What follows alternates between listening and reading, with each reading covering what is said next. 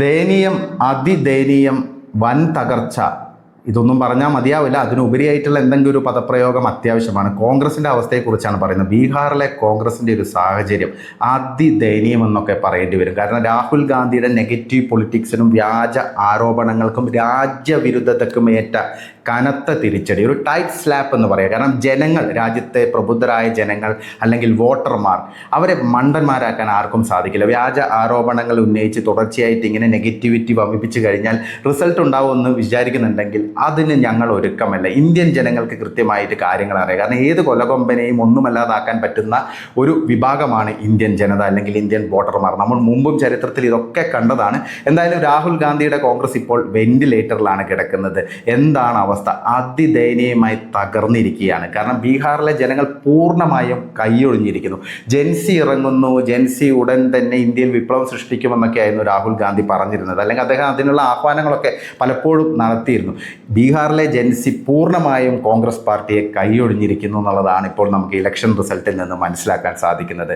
എന്തൊക്കെയായിരുന്നു ഇവിടെയുള്ള പുകില്? മാധ്യമങ്ങളൊക്കെ വലിയ തോതിൽ വാർത്ത കൊടുത്തു. രാഹുൽ ഗാന്ധി ആണെങ്കിൽ ആദ്യഘട്ട വോട്ടെടുപ്പിന് തൊട്ട് മുമ്പ് അദ്ദേഹം വാർത്താ സമ്മേളനം വിളിക്കുന്നു. അദ്ദേഹത്തിന് മൂന്നാമത്തെ പവർ പോയിന്റ് പ്രസൻറ്റേഷൻ നടത്തുന്നു. വലിയ ആരോപണങ്ങൾ ഉന്നയിക്കുന്നു. പക്ഷേ 24 മണിക്കൂറിനുള്ളിൽ ഓരോ ആരോപണങ്ങളും പൊളിഞ്ഞു വീഴുന്നു. എന്തായാലും ബീഹാറിലെ ജനങ്ങൾ വളരെ സെൻസിബിളായിട്ട് തന്നെ വോട്ട് ചെയ്തു. അവരെ സംബന്ധിച്ച് ഈ വോട്ട് ചോരി ആരോപണമോ SIR ഒന്നും അവരെ സംബന്ധിച്ച് ഒരു വിഷയമേ ആയിരുന്നില്ല. ജനകീയ വിഷയങ്ങൾ ഏറ്റെടുത്ത BJP JDU സഖ്യം ഗംഭീരമായ വിജയം, ചരിത്ര വിജയം ഇപ്പോൾ സ്വന്തമാക്കിയിരിക്കുന്നു. രാഹുൽ ഗാന്ധി ഇപ്പോഴും ഒരു മെച്യൂർഡ് പൊളിറ്റീഷ്യൻ അല്ല എന്ന് അദ്ദേഹം വീണ്ടും തെളിയിച്ചുകൊണ്ടിരിക്കുകയാണ്. കാരണം അദ്ദേഹം വോട്ട് അധികാർ യാത്ര നടത്തി വലിയൊരു ഹൈപ്പൊക്കെ ഉണ്ടാക്കാനുള്ള ശ്രമങ്ങൾ നടത്തി. പിന്നെ 1.5 മാസത്തോളം അല്ലെങ്കിൽ ഏതാണ്ട് 2 മാസത്തോളം ബീഹാറിലേക്ക് തിരിഞ്ഞു നോക്കിയിട്ടില്ല ഇന്ത്യയുടെ യുവരാജാവ്.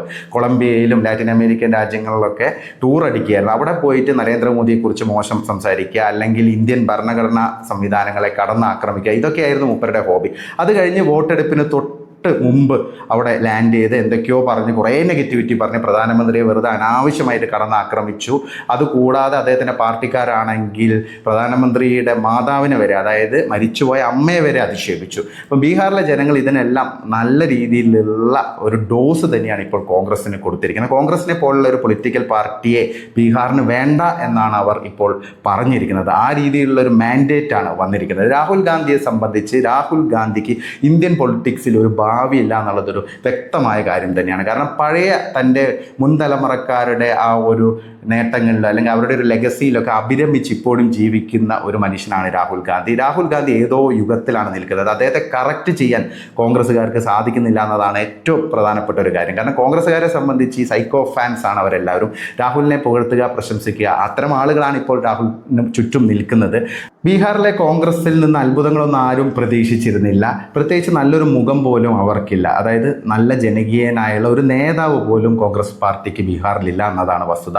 ആർക്കും വേണ്ടാത്ത ആസാദി വിപ്ലവമൊക്കെ നടത്തി എല്ലാവരിൽ നിന്നും എതിർപ്പ് നേരിട്ട കനയ്യകുമാറൊക്കെയാണ് ഇപ്പോൾ അവരുടെ മുഖമായിട്ട് നിൽക്കുന്നത്. അപ്പോൾ എത്രയും ദയനീയമായ അവസ്ഥയാണെന്നുള്ളത് നമുക്ക് പറയേണ്ട ഒരു ആവശ്യമില്ലല്ലോ. CPI പോലും പുറന്തള്ളിയ കനയ്യകുമാറിനെയൊക്കെയാണ് ഇപ്പോൾ അവരുടെ നേതാവായിട്ട് ബീഹാറിൽ ഉയർത്തിക്കാട്ടിയത്. ഇപ്പോൾ കോൺഗ്രസിനെ സംബന്ധിച്ച് ജനകീയ വിഷയങ്ങളിൽ നിന്ന് ഒരുപാട് അകലെയായിരുന്നു ആ പാർട്ടി. അതുകൂടാതെ ഇപ്പോൾ ഷക്കീൽ അഹമ്മദ് ഏറ്റവും ഒടുവിൽ വളരെ മുതിർന്ന നേതാവാണ്, മുൻ കേന്ദ്രമന്ത്രിയൊക്കെയായിരുന്നു. അദ്ദേഹം രാജിവെച്ചു തെരഞ്ഞെടുപ്പ് കഴിഞ്ഞപ്പോൾ. ഈ പാർട്ടിയിൽ ഇനി തുടരാൻ പറ്റില്ല, ആശയപരമായിട്ട് എനിക്ക് യാതൊരു പ്രശ്നങ്ങളുമില്ല, പക്ഷേ ഈ സംവിധാനം നിലവിൽ ഈ രാഹുലിൻ്റെ കീഴിലുള്ള ഈ നേതൃത്വത്തെ അംഗീകരിക്കാൻ പറ്റില്ല എന്നാണ് ഷക്കീൽ അഹമ്മദ് പറഞ്ഞത്. ഇത് തന്നെയാണ് മുമ്പ് പല നേതാക്കളുടെ ഭാഗത്തു നിന്നും ഉണ്ടായത്. കാരണം ജനകീയരായുള്ള അടിത്തറയുള്ള നേതാക്കൾക്കൊന്നും ഈ രാഹുൽ ഗാന്ധിക്കൊപ്പം പ്രവർത്തിക്കാൻ പറ്റില്ല.